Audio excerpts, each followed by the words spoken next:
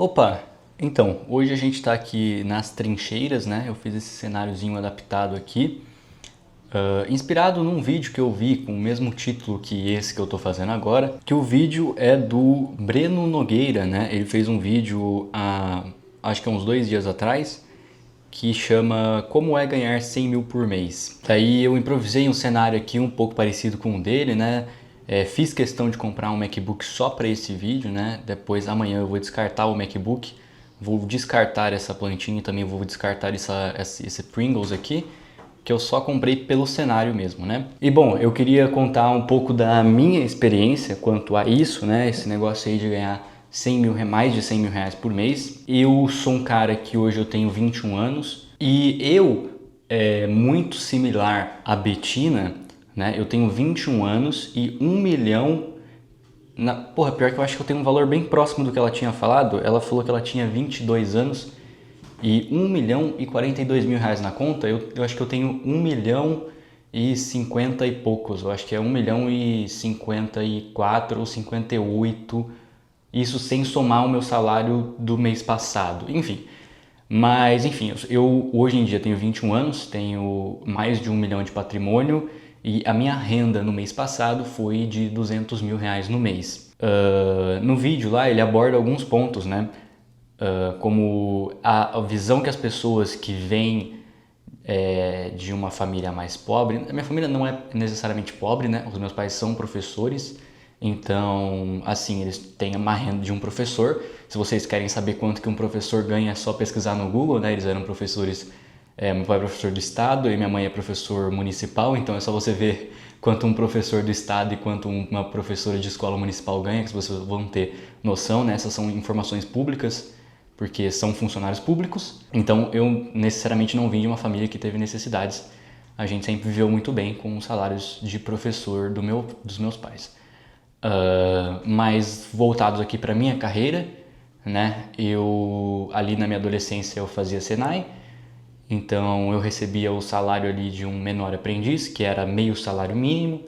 Então, e normalmente eu nunca gostei de pedir dinheiro para meus pais ou pedir coisas para meus pais, então eu sempre vivia com o que eu ganhava, né? Então, se eu ganhava ali 550 reais por mês, que era mais ou menos isso que eu ganhava, e era com esse valor que eu passava um mês. Tá um calor.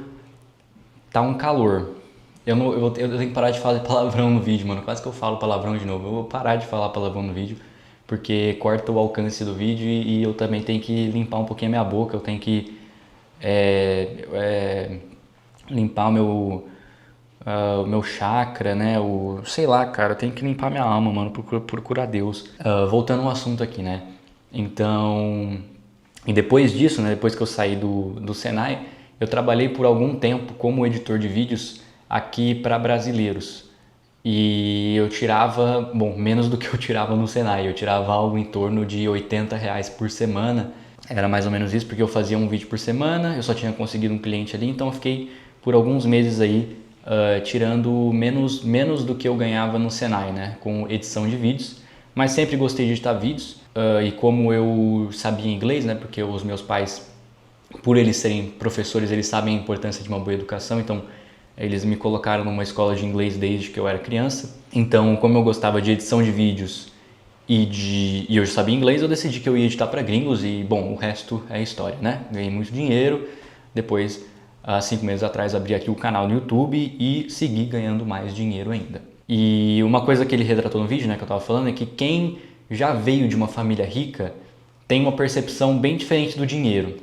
Eu sei disso porque eu já conheci pessoas da minha idade, né, quando eu tinha 16, 17 anos, que eram muito bem de vida, né, e elas tinham uma visão um pouquinho diferente do dinheiro, do jeito que eu via o dinheiro, né. Eu acho que quando você vem de uma família rica, você nasce um pouco mal acostumado com realmente o quanto custa as coisas, né? Tipo, quando, sei lá, uma pessoa de uma família rica vai fazer uma viagem internacional para algum país, a pessoa ali, quando ela tem, sei lá, 15, 16 anos, ela não tem muita noção do que é isso em quantias, né? Em dinheiro. E quanto que um trabalhador normal teria que trabalhar para conseguir pagar uma viagem dessa. A pessoa não tem muito dessa noção porque não vem do ciclo dela e para ela foi só tipo uma viagem.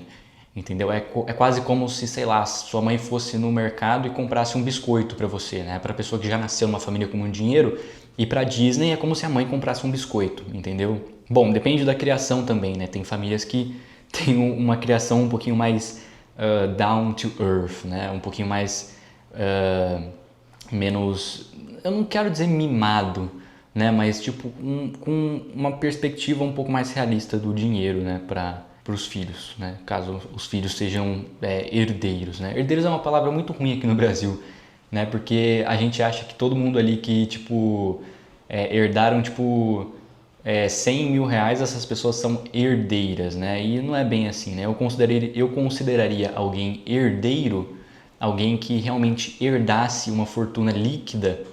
Não estou falando de casas, não estou falando de imóveis, né?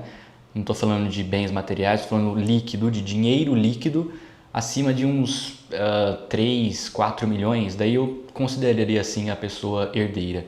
Agora, a pessoa herdou uma casa de 300 mil, porra, isso não é ser herdeiro, né? Eu sei que aqui no Brasil talvez seja porque a renda aqui, né, e o patrimônio das pessoas aqui no Brasil é muito baixo. E bom, as minhas experiências, né, depois de ter passado agora de 1 milhão na conta, de ter uma boa renda, né, acima de 100 mil reais por mês, eu não vi mudanças instantâneas significativas na minha vida. Eu ainda moro com os meus pais. Eu ainda tenho o meu celularzinho antigo que está comigo há alguns bons anos, né? Tá todo trincado. Ainda durmo no mesmo quarto que eu dormia há muitos anos. A única aquisição nova que eu tive foi esse Mac, que eu acho que é o meu bem mais caro, né? Eu não tenho carro, não tenho bem nenhum no meu nome, não possuo nada. A única coisa que eu possuo é dinheiro no banco e uma renda mensal. Mas, apesar disso, quando eu comecei na minha trajetória como editor, né? Eu lembro bem, eu ganhava eu tenho anotado, eu posso falar o número exato. Inclusive eu já mostrei, né? No primeiro vídeo desse canal eu mostro todo o meu histórico de ganhos ali em 2023. E bom, em 2023, em janeiro de 2023 eu me mudei para São Paulo.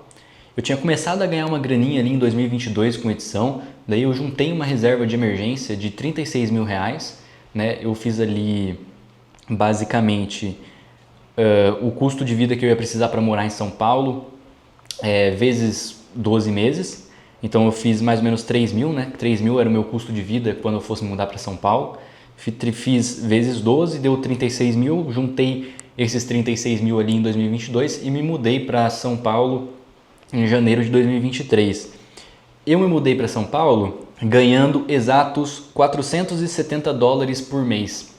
Em janeiro de 2026 foi isso que eu ganhei no mês, né? Foi $470, ou vezes 5, R$2.350. Eu me mudei para São Paulo ganhando esse valor e daí eu comecei a trabalhar mais em São Paulo porque eu fiquei com medo, né, de ter que usar minha reserva de emergência.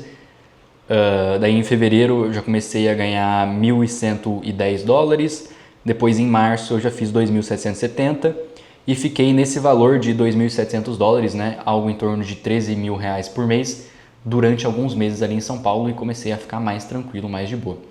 Mas não gostei de São Paulo, não gostei da cidade e eu também estava tendo muito problema com bebida ali em São Paulo, né, de beber e trabalhar e fumar pod e trabalhar e essas coisas. Eu decidi voltar para casa, para o conforto da casa dos meus pais, para que eu não morresse de overdose e o meu corpo fosse esquecido naquele apartamento frio e solitário. Mas agora falando sobre algumas mudanças aqui, né, na sua vida, na minha vida, né, quando eu comecei a ganhar mais de 100 mil reais por mês. Na verdade, eu diria quando eu comecei a realmente ter um bom salário. Eu diria que a partir dos 30, 40 mil reais por mês, a sua cabeça começa a mudar um pouco de perspectiva. Eu diria que a partir de 15 mil, cara. Eu acho que a partir de 15 mil eu já comecei a sentir algumas mudanças, porque eu comecei a ganhar 15 mil ali, eu tinha quantos anos?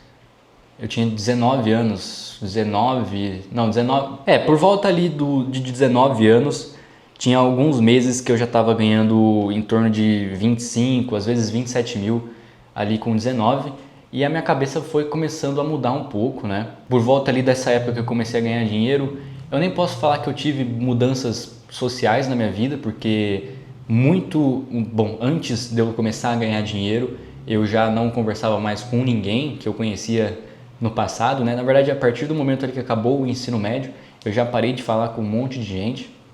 Então, quando eu comecei a ganhar dinheiro, eu acho que eu tinha porra, em São Paulo acho que eu tinha uns 2 amigos que nem eram de São Paulo, né? Eles eram de uma cidade ali perto. E eu conversava com, eu acho que um amigo meu. Nem isso, cara. Eu acho que nem ele conversava. Eu não conversava com ninguém. Em São Paulo eu não conversava com ninguém. Acho que essa é a realidade. Eu não conversava com ninguém quando eu comecei a ganhar dinheiro. Então, não, eu conversava, mas só online, né? Presencialmente, pessoalmente, eu não tinha nenhum amigo ali naquela cidade. E também quando eu voltei para minha cidade, eu também não eu já tinha me afastado antes de sair da cidade. Quando eu voltei para a cidade, daí mesmo que eu não tinha ninguém por perto, né? Então nessa fase ali que eu comecei a acumular um pouco mais de capital, eu não tinha muito com quem compartilhar, então eu não senti muita mudança social no sentido de tipo, eu não consigo mais conversar com meus amiguinhos pobres, entendeu? Eu não senti isso porque nem amigos eu tinha. Então se eu tivesse amigos pobres, eu ia estar feliz. Então eu não senti essa diferença de tipo, eu não me identifico mais com você, porque de fato não tinha ninguém ao meu redor para eu me identificar. Acho que esse é o primeiro ponto aí. Então, e também eu comecei desde aquela época, né, desde que eu tinha 19 anos, eu sempre comecei a jogar minha régua muito pro alto, porque eu tinha muito mais contato com gringos do que com brasileiros. Então, e a régua na gringa é muito mais alta. E a gente está falando de uma moeda que é 5 vezes mais valorizada que o real. Então, eu sempre comecei a jogar minha régua pro alto, mais pro alto, pro alto. E quando eu via os youtubers que eu trabalhava, os outros editores que eram meio que parceiros ali de trabalho meu, né? Eu comecei a pensar que, tipo, ok, essa galera tem uma facilidade absurda de fazer 10 mil reais por mês. 10 mil reais não, 10 mil dólares por mês, né? Para eles, fazer 10 mil dólares por mês é muito fácil. Então, na minha cabeça eu botei, porra, deve ser bem fácil mesmo, essa deve ser a régua das coisas, né? E eu comecei a sempre tentar... a minha régua ficou muito mais internacional do que nacional. Então, eu já não comparava mais as pessoas ao meu redor brasileiras, entendeu? Eu comecei a me comparar apenas com pessoas de outros países. Eu não estava mais vendo o quanto uma pessoa aqui de 20 anos deveria estar ganhando, né? Eu estava vendo quanto que pessoas de 20 anos ganhavam nesses outros países, né? Quanto que pessoas bem-sucedidas nesses outros países ganhavam de dinheiro. Então eu comecei a jogar minha régua lá para o alto e comecei a buscar números em dólar. Isso destravou algumas coisas na minha mente, principalmente na percepção de valor sobre a hora do meu trabalho. Então, cobrar 25, 35, até 50 dólares por hora de trabalho minha já parecia bem normal, né? Eu não achava estranho cobrar 50 dólares pela minha hora de trabalho. E 50 dólares, se eu não me engano, né, com um dólar a 5,50, isso dá 270 reais, né? 275 reais. Então, para mim, desde que eu tinha, sei lá, 20 anos, 19 anos, sempre foi muito normal olhar e falar, tá, a minha hora vale 250 reais, entendeu? Tipo, era um valor ok, né? Não era um valor fora da caixa no meio que eu estava. E eu não precisei conhecer nenhum gringo na vida real, eu nunca falei com nenhum gringo na vida real, mas só de estar inserido nesse meio, através da própria internet, eu já comecei a jogar minha régua em dólar. Então eu não via mais o que eu ganhava em reais, tudo que eu ganhava era em dólar. Então eu ia comprar alguma coisa, eu começava a pensar, caramba, quanto que isso custa em dólar? Né? E na minha cabeça eu comecei a achar tudo muito barato aqui no Brasil, né? Porque eu estava ganhando 50 dólares por hora. Então as coisas começaram a ficar baratas, né? Se a gente for converter todos os preços aqui do Brasil para dólar, você vai ver que tudo fica bem barato, né? Principalmente na parte de comida, a parte de aluguel e essas coisas, né? Eu comecei a ver, caramba, né? Eu tenho muita vantagem aqui comparado com as outras pessoas que ganham em real. E bom, na questão de estilo de vida sem ser a parte social, né, os lugares que eu frequento, as coisas que eu como e etc., eu não senti que mudou muito, para ser sincero. Eu moro numa cidade onde dificilmente você vai conseguir gastar mais que, sei lá, 200 reais no almoço ou no jantar, né, em um restaurante chique. Você não vai conseguir gastar mais que isso, né? É diferente de outras cidades onde você consegue ir no restaurante e do nada você gasta R$ 1.000. Aqui na minha cidade não acontece isso, então, sinceramente, não tem muito com que eu possa gastar meu dinheiro de forma desse jeito, né? Pelo menos com comida e com serviços é muito difícil. Eu poderia gastar essa grana com bens materiais, né? Carros, casas e etc. Mas eu ainda tenho bastante receio de comprar uma casa ou de alugar algum apartamento com um aluguel um pouquinho mais elevado, né? Eu tenho 21 anos, eu não sei nem o que eu tô fazendo aqui direito, tá entendendo? Então eu não quero tomar decisões muito precipitadas, né? Eu não quero comprar uma casa, comprar um carro ou algum bem material que talvez e muito provavelmente eu vou me arrepender. Então, antes de eu começar a usufruir do dinheiro que eu ganhei, eu prefiro ter um pouquinho mais de noção de quem eu sou, do que eu quero, né? Para daí sim eu conseguir gastar as coisas de forma mais racional e de forma que realmente vai me trazer um prazer ali a longo prazo e eu vou me sentir mais satisfeito do que simplesmente a emoção momentânea ali de comprar um bem de luxo que depois de 2 semanas eu vou olhar para aquilo e falar, caramba, não é tão legal assim. Tô dando tempo ao tempo, né? E tô tentando decidir melhor sei lá, eu não sei. Cara, eu não faço ideia, pra ser sincero, rapaziada. Eu acho que essa é a verdade. Só porque eu ganho tudo isso de grana, ou só porque outras pessoas ganham bastante dinheiro, não quer dizer que elas sabem o que elas estão fazendo. A maioria das pessoas não sabe o que estão fazendo. A gente só tá vivendo mesmo, tá? E isso que é engraçado sobre o dinheiro, né? Muitas vezes a inteligência não está muito ligado ao quanto de dinheiro você faz, mas uma coisa que influencia muito mais no quanto de dinheiro você faz é a forma como você se enxerga. Acredite se quiser, né? Parece muito um papo de coach, aquele papo de é só acreditar que você vai conseguir, tá tudo no mindset, mas a realidade é que às vezes está assim. Às vezes está no mindset sim, às vezes o jeito como você se enxerga impacta muito em como é a sua realidade, entendeu? Então se você se enxerga como um fracassado, como um perdedor, se você se enxerga como alguém que merece ganhar R$ 1.500 por mês, muito provavelmente você vai fazer com que essa realidade vire realidade, né? Você vai fazer com que essa situação vire realidade. Isso é uma coisa que chama profecia autorrealizável. Então, um exemplo aqui, né? Você achar que alguma pessoa não gosta de você. Daí você começa... Isso é coisa da sua cabeça. Talvez ela ame você, talvez ela goste muito de você, mas você acha por algum acaso que ela não gosta de você. E daí você começa a não cumprimentar ela, você começa a agir de maneira fria com ela, começa a deixar de responder essa pessoa. Isso vai fazer com que essa pessoa muito provavelmente se afaste de você e você vai confirmar a sua teoria. Por mais que, de certa forma, você fez com que a sua teoria virasse realidade pelos seus atos, entendeu? Talvez a pessoa gostasse de você, mas como você acreditava que ela não gostava, você fez de tudo para que realmente ela não gostasse. Entendeu? Então você falou, eu não vou passar nessa entrevista porque eu sou um péssimo trabalhador. Você meio que faz de tudo ali para que você não passe na entrevista e para validar a sua própria crença. E isso acontece até em macro escala, né? Às vezes acontece no cenário econômico de instituições, né? Por exemplo, se muitas pessoas acreditam que um banco vai falir, as pessoas vão lá e sacam o dinheiro desse banco, o que às vezes faz com que de fato o banco vá à falência. Ou se por exemplo, uma criptomoeda, né? Alguém inventa uma criptomoeda e daí surge alguém falando que essa criptomoeda vai valorizar muito. E daí muitas pessoas começam a comprar essa criptomoeda. Isso faz com que de fato a criptomoeda se valorize. E isso também pode acontecer com você na vida real.